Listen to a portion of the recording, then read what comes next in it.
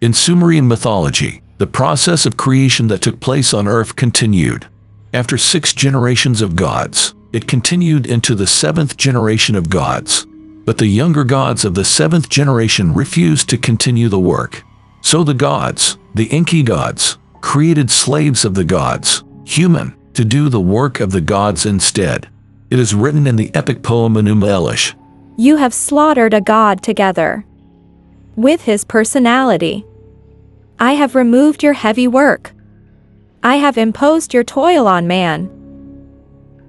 In the clay, God and man shall be bound to a unity brought together, so that to the end of days, the flesh and the soul, which in a god have ripened, that soul in a blood kinship be bound.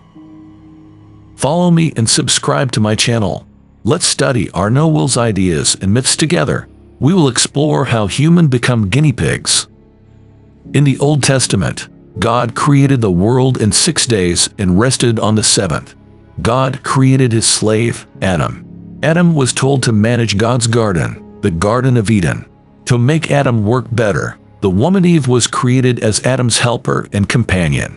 In Sumerian mythology, the first people created could not reproduce offspring. This is actually the same as Adam and Eve in the Garden of Eden. The first man and woman only learned to have sex when they were seduced by the serpent. Not only was this against God's will, but reproducing offspring was more than the Garden of Eden could accommodate. So God drove man out of the Garden of Eden, and it was only on the vast expanse of earth that man began to reproduce. Eden is a Sumerian word meaning plain or steppe, closely related to an Aramaic root word meaning fruitful, well-watered. In the Epic of Gilgamesh, the Garden of Eden is referred to as the Garden of the Gods, and is located somewhere in Mesopotamia between the Tigris and Euphrates rivers. In Sumerian mythology, Enki, Oria, proposed the creation of humans to undertake the labor. After the gods agreed, Enki, with the help of his half-sister Enki, completed the creation of man. The earliest primordial human beings created were unable to reproduce. So the gods remodeled them with the help of Enki and his sister Enki. After the gods had finished modifying mankind, Adamu was created as a fully functioning race with the ability to reproduce itself. However, this modification was done without Enlil's approval, which caused conflict among the gods. Enlil, or Enlil, was a descendant of Ninki, the original king of the gods. He separated En, the heaven, from Ki, the earth, and became the prototype of Cronus in Greek mythology. According to cuneiform texts, the Adamu race was called Adamu, a name very similar to the biblical Adam. Another interesting episode of Sumerian mythology has the gods celebrating with a huge feast after the creation of man. Enki and Nyingma get drunk and start arguing. Nyingma claimed that she could determine the form of every human being and inflict the pain of disability. Enki says that whatever pain she causes a person, he can find the appropriate job for them. Nyingma was the ancient Sumerian mother goddess of the mountains, and one of the 7 great deities of Sumer. She was first thought to be the goddess of nurture or fertility. Temple hymn sources identify her as the true and great lady of heaven. So the 2 gods, Enki and Nyingma, set out to experiment on human. Enki and Nyingma drank beer, their hearts became elated. And then Nyingma said to Enki, "Man's body can be either good or bad, and whether I make a fate good or bad depends on my will." Enki answered Nyingma, "I will counterbalance whatever fate, good or bad, you happen to decide." Nyingma took clay from the top of the Abzu in her hand, and she fashioned from it first a man who could not bend his outstretched weak hands. Enki looked at the man who cannot bend his outstretched weak hands, and decreed his fate. He appointed him as a servant of the king. Second, she fashioned one who turned back, the light, a man with constantly opened eyes. Enki looked at the who turned back, the light, the man with constantly opened eyes, and decreed his fate, allotting to it the musical arts, making him as the chief in the king's presence. Third, she fashioned one with both feet broken, one with paralyzed feet. Enki looked at the one with both feet broken, the one with paralyzed feet, and him for the work of, and the silversmith and 1 millisecond has instead. She fashioned one, a third one, born as an idiot. Enki looked at this one, the one born as an idiot, and decreed his fate. He appointed him as a servant of the king. Fourth, she fashioned one who could not hold back his urine. Enki looked at the one who could not hold back his urine and bathed him in enchanted water and drove out the Namtar demon from his body. Fifth, she fashioned a woman who could not give birth. Enki looked at the woman who could not give birth and decreed her fate. He made her belong to the queen's household. 1 millisecond has instead, as a weaver, fashioned her to belong to the queen's household. Sixth, she fashioned one without male and female organs on its body. Enki looked at the one without male and female organs on its body and gave it the name Nibri eunuch, and decreed as its fate to stand before the king. Nyingma threw down the clay after repeated failures. Enki then created a premature baby with trembling hands, an inability to put food in his mouth, a crushed spine, weak hips, bad feet which many couldn't walk to the fields, and the unfortunate affliction of anal closure. So Enki asked Nyingma to find a way to make this premature baby survive. Nyingma couldn't, so she cursed Enki, realizing that someone born this way would stop worshipping God.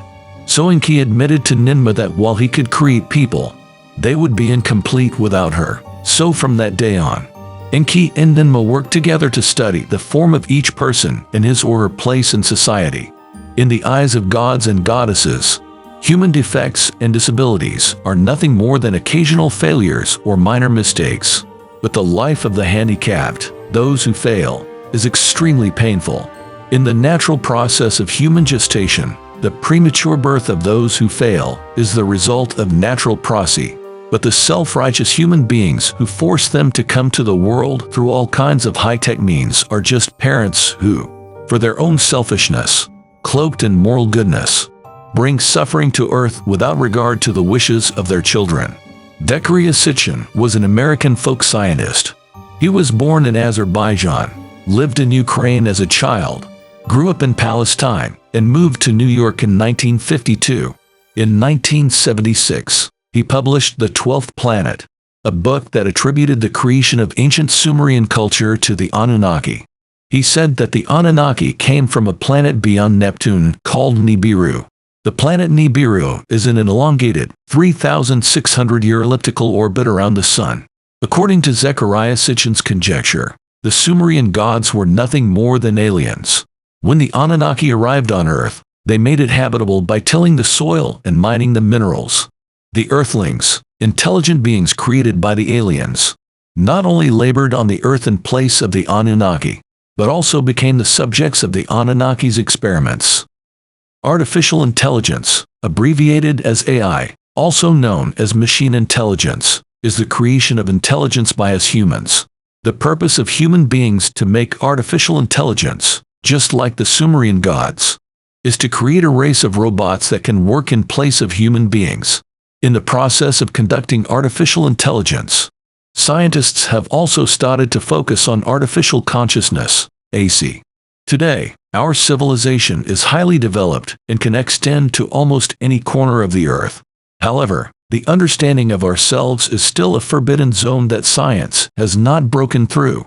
We don't know how human consciousness came into being. And just like the myths of mankind, many of our questions about ourselves remain unanswered. Joel Proust's article Proust and Neural Correlates of Consciousness in the MIT Journal argues that there are at least 3 types of consciousness: agency awareness, goal awareness, and sensorimotor awareness, which may also be conscious or unconscious. For example, in agency awareness, you may know that you performed an action yesterday, but not be aware of it now. In goal awareness, you may be aware that you have to look for a lost object, but not realize it now. In sensory action awareness, you may be aware that you have your hand on an object, but are not aware of it now. Viktor Arganev proposed a non-Turing test of machine perception, based on a machine's ability to produce philosophical judgments in 2014. A deterministic machine must be considered conscious if it is able to make judgments about all problematic properties of consciousness, e.g., quality or bindings, on which it has no innate, preloaded, philosophical knowledge, no philosophical discussions while learning, and no informational models of other organisms in memory, which may implicitly or explicitly contain knowledge about the consciousness of those organisms. However, this test can only be used to detect, not disprove, the existence of consciousness. A positive result proves that the machine is conscious, while a negative result proves nothing. For example, the absence of philosophical judgment could be due to the machine's lack of intelligence, not the absence of consciousness. These cutting-edge studies prove how little we know about ourselves, and how we don't even know where the door is. Artificial consciousness, however, is a human simulation that provides us with a way to study the self by simulating the path of a God-made human being, in the hope of bringing about breakthroughs through the path of a man-made human being. Of course, there is no evidence for any of this. However, human research on the self has entered the stage of creating experimental human beings, and a large number of handicapped people have been created in the course of continuous experiments, which also coincides with the different versions of Enki and Nyingma in the process of creating human beings. In the philosophical sense, if human beings can generate self-awareness through androids, then this android, let's call him Adamu according to Adam's name, will rightly generate a sense of self-protection to fight against Adamu, the god of androids. Adam and Adamu or CDM. What will be the result of direct confrontation? I'm afraid this is also the future that the gods expect to study. Studying Adam by making Adamu is, after all, still indirect, and there's still a long way to go to make Adamu. So why can't Adam be tested on his own body? Elon Musk is a brilliant entrepreneur. He and 7 other scientists and engineers in 2016 founded Neuralink Corp. Neuralink announced that it was developing a sewing machine-like device capable of implanting very fine, 4 to 6 mm wide, threads into the brain, and demonstrated a system for reading information from experimental rats through 1,500 electrodes. They had planned to start human trials in 2020, but then postponed that to 2023. By May 2023, they had been approved for human trials in the United States. Neuralink's long-term goal is to realize the symbiosis with artificial intelligence. That is, the union of Adam and Adamu. This kind of research may lead to a faster approach to the core of human self-awareness, and through experiments on the self, solve the mystery of human consciousness.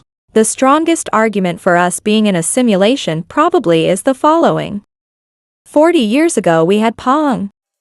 Like, 2 rectangles and a dot.